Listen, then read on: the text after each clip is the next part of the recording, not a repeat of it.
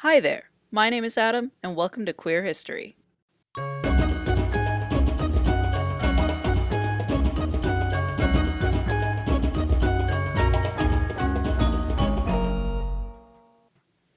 Today, we'll be talking about queer icons, or in simpler terms, just some of the LGBTQ plus people who reside in our history. But before we start anything, let's get some quick business out of the way. While I'll be discussing queer icons of the past, it's important to acknowledge our understanding of gender and sexuality is very different than it used to be. For instance, the word queer has been used as a slur for the LGBTQ plus community in much of history, but there has been a wave of reclamation of the word in the past decade.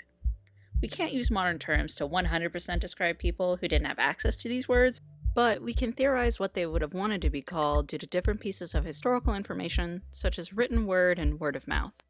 A lot of queer history is buried behind historians' misinterpretations, which I'm sure we've all heard about, like two male mummies who are shown to be married and in love, and the hieroglyphs on their caskets being labeled as brothers due to these historians being unable to fathom that sometimes people are just gay, Gary. Yes, gay mummies do exist. However, before I jump straight into people you have probably never heard of, I want to mention a few icons you may have heard about mentioned in queer communities. There are already some more well-known LGBTQ plus icons, like Marsha Pay It No Mind Johnson, who when asked about her gender identity would simply tell others to pay it no mind. She self-identified not as a trans woman, but as a drag queen. She did not at the time identify with the term transgender, but this may have been simply because she did not have access to the term, as she referred to herself as a woman and was she/her pronouns.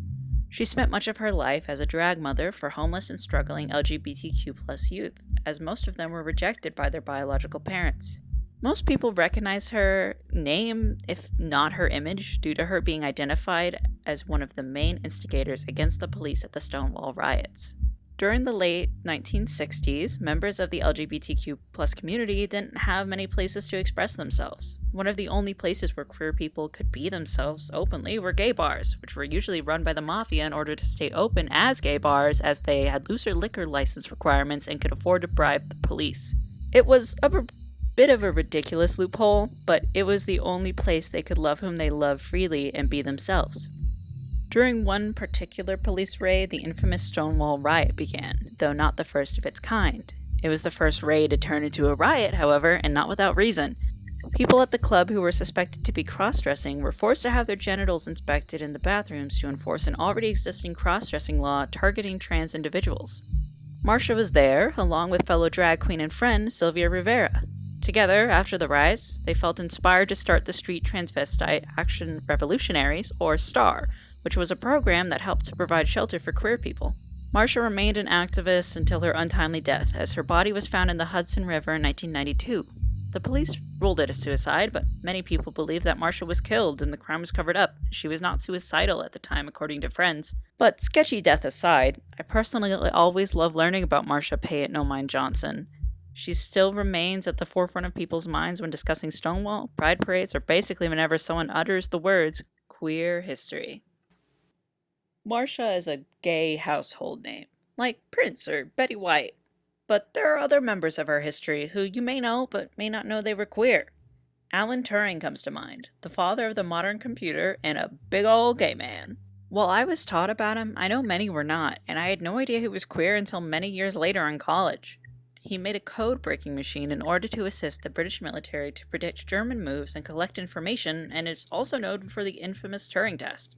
The Turing test was essential for computer science as it measured whether computers could truly think for themselves. It is the test of a machine's ability to exhibit intelligent behavior equal to or indistinguishable from that of a human. Because of these grand feats, you think there would be an award awaiting him after the war. To celebrate his newfound free time at home and being away from the war, Alan Turing invited many men to his bed, wherein one of them robbed him. And I thought my Tinder dates were bad.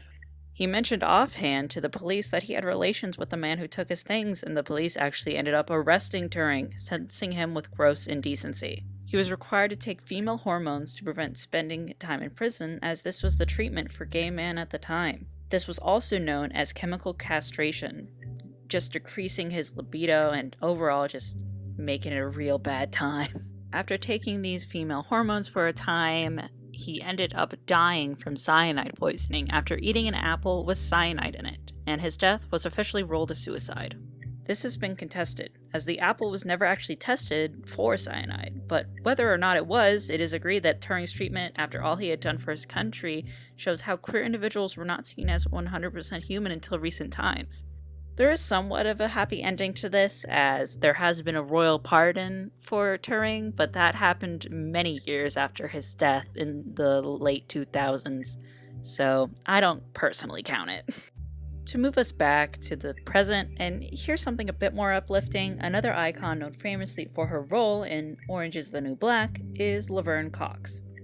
She became more well known after her role as Sophia Bursette on the Netflix series Orange is the New Black, though she's been doing activism work and acting since the year 2000. She became the first trans person to be nominated for a Primetime Emmy Award in an acting category, and the first trans person to be nominated for an Emmy Award since Angela Marley's nomination in 1990. You might be saying, Adam, I don't care. This isn't far enough back in history. Give me the real stuff. Which, I mean, there's so much to talk about. I can't really blame you. It's important to look at these already well-known icons, however, so that we can see the progress we've made when viewing these older icons. We aren't in a completely perfect world just yet, but it's gotten much easier to simply live as a queer person. So let's look at some older queer people, like really old queer people, since people think being queer is just a fun little fad. If I wanted to pick a fad, I would have already gotten my own witch cottage to live my cottagecore dream in with a little black cat, so I'll be starting with people closer to our modern day and going back to show you just how far queer history goes, and first on the list features Ma Rainey and a large section of the Harlem Renaissance blues singers. It only takes a few lyrics from Ma Rainey's song Prove It On Me to hear the lesbian undertones. Well, calling them undertones is very generous, with lyrics like, "Went out last night with a crowd of my friends. They must have been women, 'cause I don't like no men." This song also features Ma talking about cross-dressing as a butch woman, which was still legal at the time due to laws targeting gender deviancy. I will note that Ma Rainey was actually bisexual due to her actually being married to a man named William Rainey, which is where she got her nickname because they were a dual act, Ma and Pa Rainey. Though that didn't last entirely too long, as they did end up eventually separating. Ma Rainey was a mentor to Bessie Smith, who was also a large figure in the blues scene, having been signed onto Columbia Records as the highest paid black performer of her day. She was married to a man, Jack Yee, but spent most of her romantic time with another woman, Lillian Simpson, but was also rumored to perhaps have a romantic relationship with Ma Rainey going on. In the Harlem Renaissance space, queer folks had their own parties or met in clubs in order to have any sort of relations without facing persecution. The Harlem Renaissance was happening around the 1920s and featured many women who defied gender roles and lived as very queer women. However, we can go back even further, back to the First Great Awakening, a religious movement that, to put it bluntly, made people so excited about God. It's basically the equivalent of me finding $20 whenever I clean up my room finally.